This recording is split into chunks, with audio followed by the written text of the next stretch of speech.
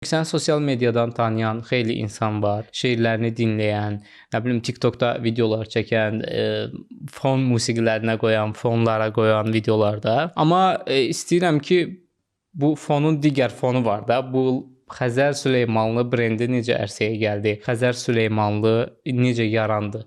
Burdan başlamaq istəyirəm. Yəni ilk dəfə qiraət etməyə nə zaman başladın? Yəni bu sahəyə marağın hardan yarandı? Birinci dəfə belə deyək, tələbə vaxtı İlk yazdığım şeiri səsləndirmişdim. Bu hardasa 2009-cu illərə təsadüf eləyir. Əslində bu sahəyə maraq yox, ümumiyyətlə heç məlumatım yox idi bədii qiraət sənəti haqqında. Bilirdim kimlərsə şeir səsləndirir, aktyorlar və s. belə. Amma nə zamansa özümün şeir deyib insanlara şeir təqdim etmək kimi bir niyyətim olmayıb. Bir vaxtlar şeir yazırdım.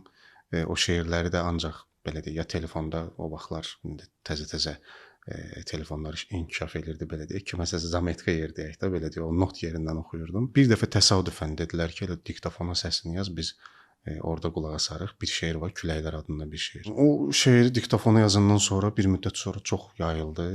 Mən ilk dəfə onda bildim ki, şeiri sən demə qiraət eləmək kiminsə marağına səbəb ola bilər və hardasa səs insanlara maraqlı gələ bilər. Hansı formada yayıldı? O Nokia 63. Bluetooth və s. belə ilk porta, yəni bu o dönəmlər idi. O dönəmlər idi. YouTube demək olar təzə-təzə inkişaf edirdi və heç açıq məlumatım yox idi həmin dönəmlərdə. Və elə mən yox, başqa biri yükləmişdi onda YouTube-a. Sonradan mənim qarşıma çıxmışdı təsadüfən və o telefondan telefona keçməklə sonra o vaxt ki, yəqin yadınıza gələr, tamaşaçıların da yadına gələr ki, disk satış yerləri var idi. O vaxt deməli bir Qurtlar Vadisi çox dəbdəkdir. Hər 4-5 gün gedib alırsan. Bir dönəm oldu ki, mən artıq dükanların yanına keçəndə gördüm ki, o şeiri də qoyurlar. Yəni müəyyən bir vaxtda həmin şeir səslənir. Sonra əsgərlik oldu, əsgərlikdən qayıtdım, gəldim yenə sosial şəbəkələrdə baxırdım ki, insanlar yazırlar ki, bu adam hara yoxa çıxdı, niyə şeirlər yoxdur. Təbii kütləvi deyildi, müəyyən bir miqdarda bir sayda insanlar idi. Və belə qərara gəldim ki, bir də bəxtim sınayım, bəlkə bir nəsə bir şey oldu. Və 2015-ci il idi, səhv eləmirəmsə, Ramiz Rövşəndən Qara Paltarlı Qadın adlı bir şeir səsləndirdim, paylaşdım. Və artıq bu dəfə təkcə izləyicilər deməyim də, yəni dostluğumda olan, sosial şəbəkə hesabımda olan insanlar yox, nisbətən peşəkar insanların, tutaq ki, televiziya aparıcıları var idi, aktyorlar var idi.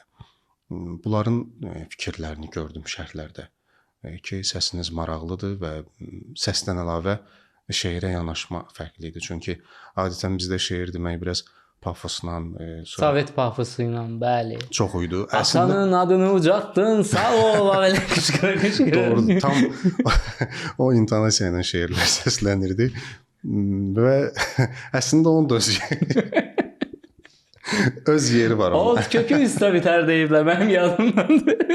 Mən o vaxt apardılar Bərdidə icra hakimiyyətinin filan tədbirlərdə belə şeylər deməliydim, bəli. Mütləq əlini, istənilən sözdə əlini belə eləməliydin, yəni bu cür olmalı idi. O intonasiyadan fərqli bir intonasiya görmüşdü dinləyicilər. Təbii ki, tənqid edənlər də var idi. O Sovet məktəbini unuda bilməyənlər və ondan belə deyək, qidalananlar, o sənin bir səhnənin tozu ilə yaşayan insanlar. Onu deyəcəydim ki, səhnənin tozundan həzz alan insanlar ki var idi. Onlar biraz tənqid edirdi ki, yox, nə oldu, bu monotondur, nə bilim, nədir, belədir.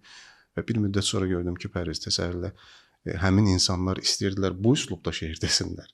Amma alındıra bilmirdilər. Çünki ən çətin şey əslində ən sadə şeylərdir.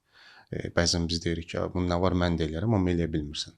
Nəticədə baxırsan ki, sadə şeylər daha çətin gəlir insanlara. Və belə deyək də, bu məqsədli şəkildə olmadı. Yəni, mən bilməyərək, yoxlaya, biraz özümlə məşğul ola və nəhayət bir də baxdım ki, əslində bir Xəzər Süleymanlı obrazı yarandı.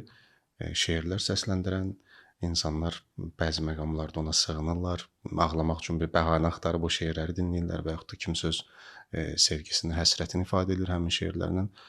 Belə həyat gətirdi ki, o diktofondan, səs yazma proqramından gəldik Heydər Əliyev sarayına qədər ucala bildik. Maşallah olsun.